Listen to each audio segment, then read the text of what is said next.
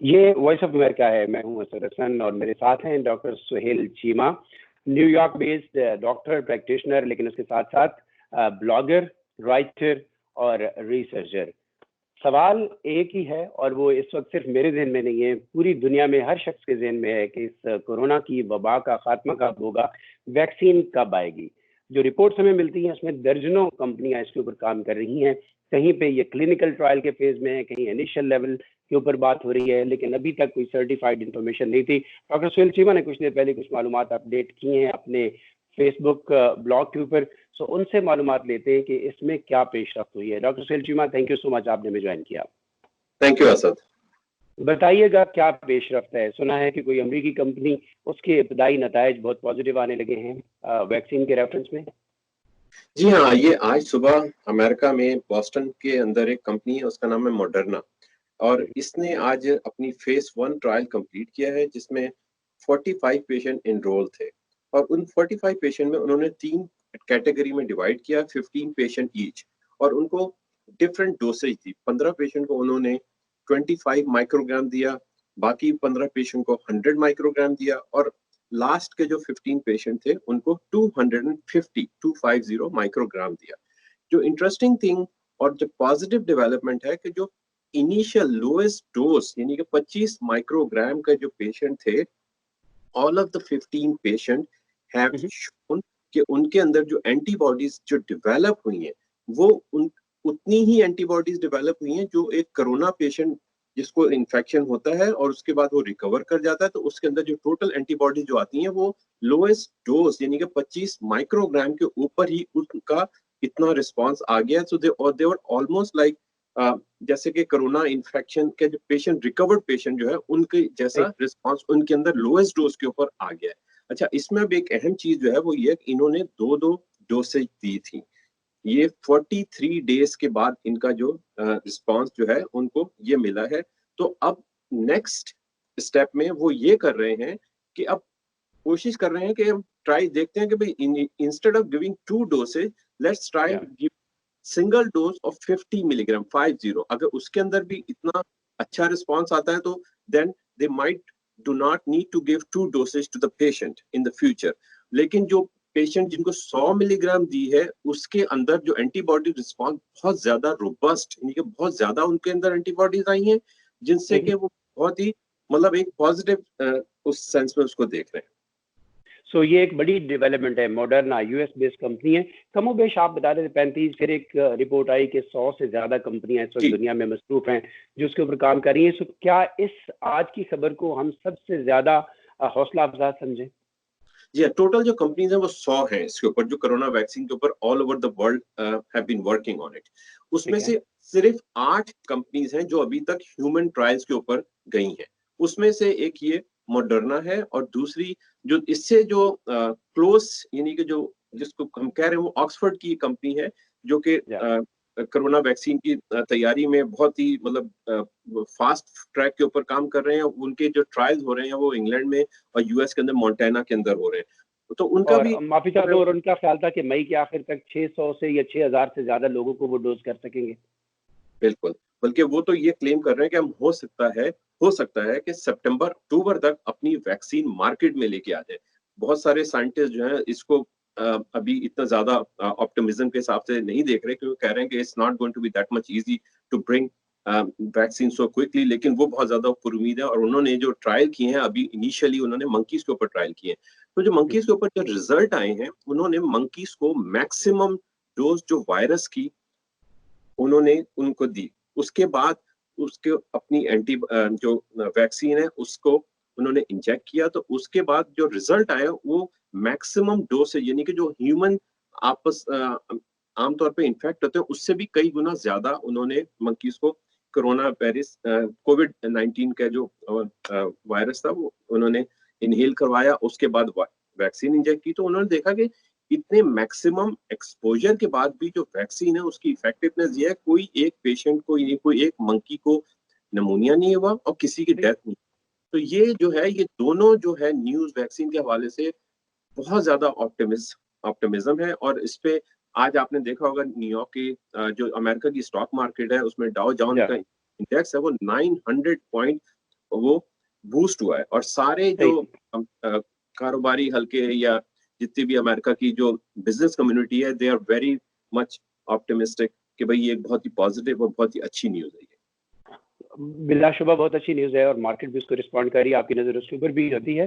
सो मैं ये भी जानना चाहूँगा कि आप हमें बताते हैं, हम तो एक लेमैन की हैसियत से पहले डॉक्टर्स की बात सुनते हैं, फिर डॉक्टर स्पेशली आप जैसे जो बाकी रिसर्च जो इंस्टीट्यूशन जो उसके ऊपर काम कर रहे हैं, जो क्लिनिकल ट्रायल्स में हैं, वहाँ से आती हुई खबरें अगर आपके मुँह से हम सुने तो हम ज़्यादा हमें उस पे कहना चाहिए कि कॉन्फिडेंस भी आता है। ये बताइएगा कि जर्मनी और चाइना वो भी मसरूफ़ हैं। आपने चाइना के रेफरेंस में लिखा है कि चाइना ये कह रहा है कि अगर हमें कामयाबी होती है तो हम इस वैक्सीन को फ्रीली दुनिया में कंट्रीब्यूट करेंगे। तो वो जो बहुत सारी कॉन्स्पिरेसी थ्योरीज हैं, इसका मतलब कि जी चाइना पैसे बनाना चाहता है, अमेरिका पैसे बनाना चाहता है, ये बाकी इंटरनेशनल और यूरोपियन फार्मास्यूटिकल्स हैं जो पैसे बनाना चाह रही हैं, तो वो कॉन्स्पिरेसी थ्योरीज खत्म हो जाती हैं। और चाइना में इस रेफरेंस में क्या डेवलपमेंट है जो ये अनाउंस करें कि हम फ्री देंगे, तो क्या वहां पे भी कोई ऐसी पेशरफ्त हो चुकी है जहां वैक्सीन बनती हुई नजर आती है?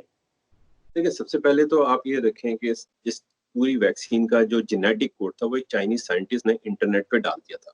Basically if they wanted to make money they could have charge x amount of dollar कि भाई हमारे को इतना पैसा दोगे तो हम इसका कोड देंगे। उन्होंने ये जिस दिन उनको इसका कोड अवेलेबल हुआ, उस साइंटिस्ट ने इंटरनेट पे डाल दिया पूरी दुनिया के साइंटिस्ट के लिए कि भाई ये कोड है इसका, ये जेनेटिक मेकअप है, आप लोग इसके ऊपर काम करना शुरू कर दें। दूसरी बात ये है, इस वैक्सीन से कितना पैसा कोई बना लेगा? 100 बिलियन, 200 बिलियन, 300 बिलियन, 400 बिलियन, कोई ये ट्रिलियन डॉलर की वैक्सीन तो नहीं होगी ना।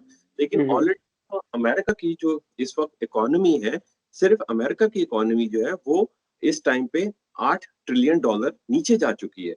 तो मेरी तो समझ में नहीं आता कि ये जो कॉन्स्पिरेसी थ्योरीज है कि जी इस वैक्सीन से पैसा बनाया जाएगा, कैसे और किस तरह पैसा बनाया जाएगा, जबकि 8 ट्रिलियन डॉलर ऑलरेडी लॉस हो चुका है इकोनॉमी के अंदर। देखिए, बात मैं आपको ये बोल रहा था वक्फे से जाने से पहले कि इस वैक्सीन से कितनी जो है इनकम जनरेट हो जाएगी। 100 बिलियन, 200, 300, 400, अभी तक कोई ऐसी दवाई या कोई ऐसी वैक्सीन नहीं है जिससे कि 100 बिलियन भी किसी फार्मास्यूटिकल ने बनाया हो। तो लेकिन ऑलरेडी जो अमेरिका की इकोनॉमी है वो 8 ट्रिलियन डॉलर जो है उसने डैमेज सफर किया, मतलब डैमेज हुआ है इसके अंदर। तो आप इससे कितने पैसे बना सकेंगे?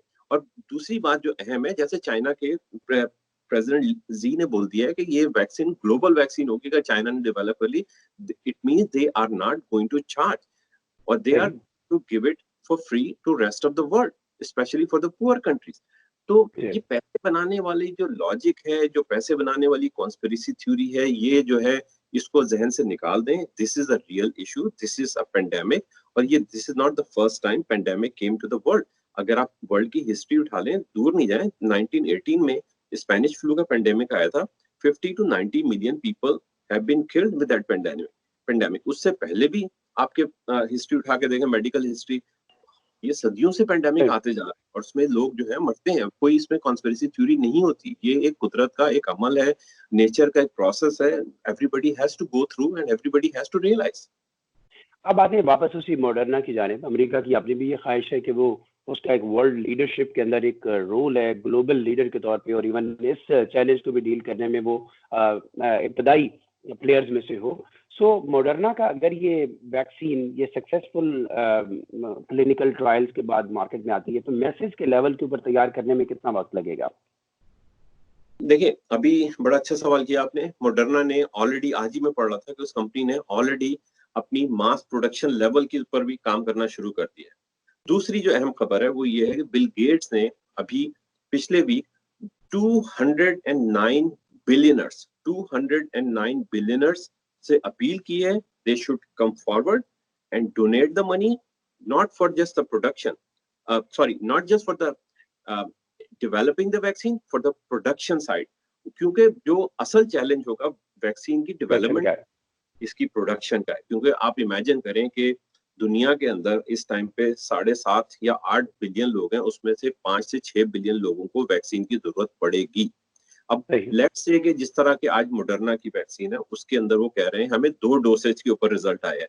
5 से 6 बिलियन लोगों को आप 2 से मल्टीप्लाई कर दें तो ये 12 से 13 बिलियन डोसेज ऑफ वैक्सीन की हमें जरूरत पड़ेगी। और इस टाइम पे सिर्फ अमेरिका के अंदर जो प्रोडक्शन कैपेसिटी है वो सिर्फ 300 मिलियन वैक्सीन की प्रोडक्शन कैपेसिटी अमेरिका के अंदर है।